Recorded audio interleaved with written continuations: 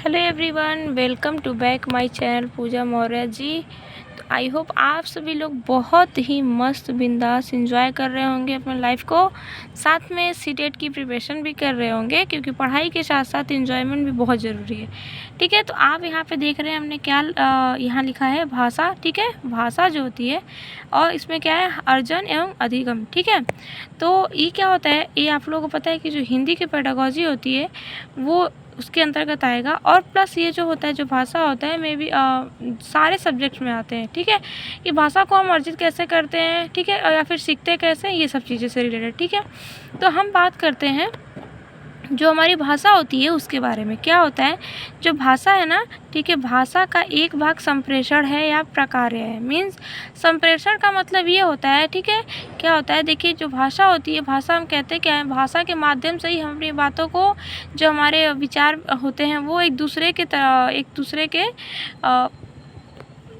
पास में पहुंचाते हैं, ये हम बोल सकते हैं। मतलब एक भाषा ही है जो जिसके माध्यम से हम अपनी बातों को, विचारों को एक दूसरे तक बताना, शेयर करना कर पाते हैं। ठीक है, भाषा का अर्थ क्या होता है इसके बारे में जानते हैं। ठीक है, जो सीटेट के एग्ज़ाम में ये आपसे पूछ सकता है कि जो भाषा का अर्थ क्या होता है ये आप हमें बताइए। तो आपको ऑप्शनल दिया रहेगा कि या तो कई सारा, ये तो तीनों चारों मैंने लिख रखा है वो दिया रहेगा, या फिर 1 बाय 1 करके दिया रहेगा। जैसे क्या होता है कि भाषा का अर्थ क्या होता है, तो जो भाषा का अर्थ होता है वो क्या होता है, समग्रतावादी, ठीक है, ज्ञान सृजन, संज्ञान को दर्शाने से है। ठीक है, इसका जो भाषा का अर्थ है वो किससे है, तो जो समग्रतावादी होता है, ज्ञान सृजन और संज्ञान को दर्शाने से है। हाँ, किसका अर्थ ही हमने बताया, तो वो है भाषा का। ठीक है, और दूसरी चीज़ अर्थात इसी को जो हमने बताया कि समग्रतावादी, ज्ञान सृजन, संज्ञान को दर्शाने से है भाषा का मीनिंग। तो इसको दूसरे अर्थों में क्या बोल सकते हैं कि हम ये कह सकते हैं कि भाषा हमारे पूरे व्यक्तित्व को निखारने का काम करता है। देखिए भाई, भाषा हमारे लाइफ में अगर नहीं है तो हम क्या होता है कि जो हमारा ओपिनियन होता है वो हम किसी तक शेयर नहीं कर पाएंगे।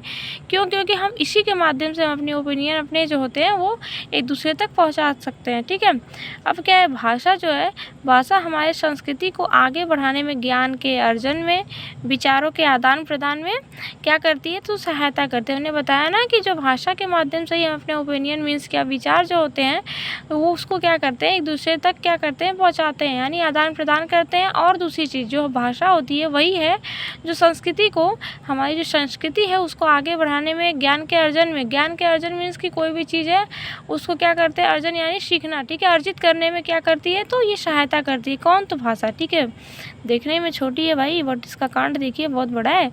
चलिए, मजाक कर रहे थे। जो भाषा होती है उसके विविध रूपों के बारे में जान लेते। ठीक है, भाषा की जो जितनी सारी रूप हैं उनको कितने रूपों में जाना जाता है इसके बारे में जानते हैं। एक तो होती है मातृभाषा, ठीक है, एक होती है राष्ट्रभाषा और एक होती है राजभाषा। ठीक है, इन तीनों को याद रखिए, मातृभाषा, राष्ट्रभाषा, राजभाषा। मातृभाषा अगर छोटे छोटे शब्दों में बोला जाए तो मातृ मीन्स क्या होता है, माता होता है, समझ चुके होंगे। मातृ मीन्स क्या होता है, माता। तो मैं भी ट्रिकली याद करने के लिए होगा कि वही भाषा जो माँ से मिलती हो। मीन्स ये कि चलिए यहाँ पे हम देखते हैं कि जो हम आसपास के पर्यावरण से अर्जित कर ले रहे हैं उसी को मातृभाषा बोलते हैं। मातृभाषा, या फिर दूसरे शब्दों में ये बोले कि वह भाषा जो हम अपने माँ यानी घर से सीखते हैं। ठीक है, जो हमारी माँ होती है ना वो प्राथमिक वो होती है, क्या बोलते हैं, अध्यापक होती है हमारे जीवन की। ठीक है, क्या होती है, तो प्राथमिक अध्यापक के रूप में माना जाता है, ये भी ध्यान रखिएगा। ठीक है, अब दूसरी चीज़ क्या है, जो राष्ट्रभाषा है उसके बारे में हम बात करते हैं कि जो देखिए, मातृभाषा को क्लियर कर दें कि जो क्या होता है ना कि मातृभाषा जो घर पे, मतलब घर में जो माँ से, माँ मतलब जो बोलती है और उसी भाषा को हम अर्जित करते हैं। ठीक है, अब दूसरी चीज़ क्या है, राष्ट्रभाषा। ठीक है, राष्ट्रभाषा क्या होता है, जिस भाषा को पूरे देश के लोग बोलते हों। ठीक है, जो भाषा होती है ना उसको क्या होता है, जिस भाषा को पूरे देश के लोग बोलते हैं या राजकाज, ठीक है, राजकाज के काम, ठीक है, उसी भाषा में होते हैं। ठीक है, उसे क्या कहते हैं, राष्ट्रभाषा नहीं कहते हैं, राजभाषा बोलते हैं। ठीक है, अब जो राजभाषा जो है ना वो क्या होती है कि राजभाषा जो है हमारी हिंदी है। ठीक है, हमारे देश की, मीन्स जो हम भारतीय हैं तो भारत की जो राजभाषा है वो हिंदी है, राष्ट्रभाषा अभी नहीं है। ठीक है, मतलब राष्ट्रभाषा हिंदी नहीं है। ठीक है, और ये हमने दूसरी बात बताई दी कि कोई भी राष्ट्रभाषा नहीं है भारत की, मीन्स की राष्ट्रभाषा नहीं है हमारे यहाँ। हमारे यहाँ किसको मान्यता दी गई है, तो राजभाषा को दी है। मतलब भारत में राजभाषा क्या है, तो हिंदी है। और राजभाषा की मीनिंग क्या होती होती है? तो जिस भाषा को पूरे देश के लोग बोलते हैं या फिर जो हमारे ऑफिशियल वर्क होते हैं उसी के द्वारा किए जाते हैं, तो उसको हम क्या बोलते हैं? राजभाषा। ठीक है, देखिए आप लोगों की वीडियो रिकॉर्डिंग के टाइम अच्छी वाली हवा चलने लगी है, तो इसी एंजॉयमेंट के साथ आप लोग पढ़ाई भी करते रहिए। ठीक है, चलिए ठीक है, अब बात करते हैं त्रिभाषा सूत्र के बारे में। ठीक है, त्रिभाषा सूत्र जो होता है, त्रिभाषा सूत्र के बारे में हम जानेंगे। तो त्रिभाषा सूत्र जो है उसको, ये क्या है, अब इसके बारे में, इसको हम बोलते हैं थ्री लैंग्वेज फार्मूला के नाम से भी जानते हैं। ठीक है, अब क्या है, इसको क्या कहते हैं आगे देखते हैं। कोठारी आयोग जो होता है ना, जो कोठारी आयोग है 1964 से ने कहा, इसने कोठारी आयोग ने क्या कहा कि हमारे देश में त्रिभाषा बोली जानी चाहिए। ठीक है, हमारे देश में कितनी भाषाएं बोलनी चाहिए? तो वो तीन भाषाएं। ठीक है, त्रिभाषा मीन्स सब तीन भाषा को भी बोल सकते हैं। ठीक है, कौन कौन सी? देखिए, तो जो हिंदी लैंग्वेज स्टेट, यानी देखो इसमें कौन कौन सी होगी?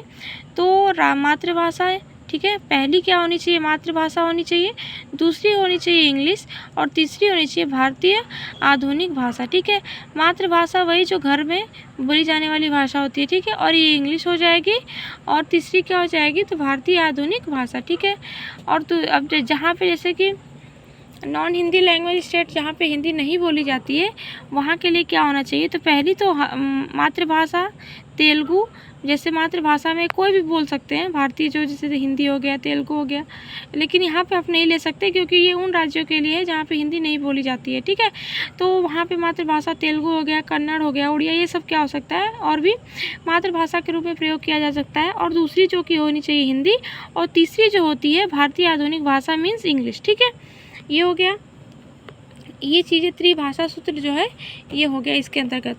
याद रखिएगा, इसका सन जो है कि कोठारी आयोग जो है कब आया था। ठीक है, और इसके अंतर्गत किसके बारे में बात किया गया। ठीक है, और एक और बात, हमारा जो देश है वो बहुभाषिकता वाला देश है। जो भारत है ना, वो बहुभाषिकता वाला देश है। अब बात करते हैं बहुभाषिकता क्या होती है।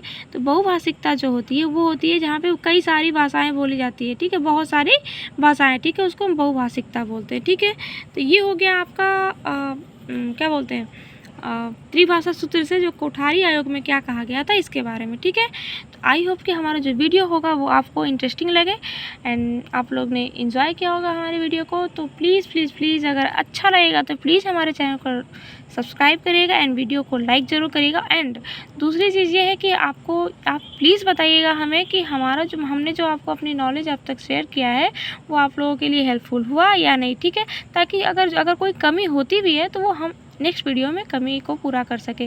देखिए, टीचर से ऐसा नहीं है कि गलती नहीं हो सकती, गलती हर बंदे से होती है। तो ठीक है, ऐसा नहीं है कि भाई गलती नहीं हो सकती, बट हाँ आप हमें बताएंगे तो ज़रूर हम उसको पूरा करने की नेक्स्ट वीडियो में कोशिश करेंगे और अच्छे से अच्छे तक इसको एक्सप्लेन करें। ठीक है, थैंक यू सो मच, मिलते हैं नेक्स्ट वीडियो में, तब तक के लिए thank you so much, bye bye, enjoy your day.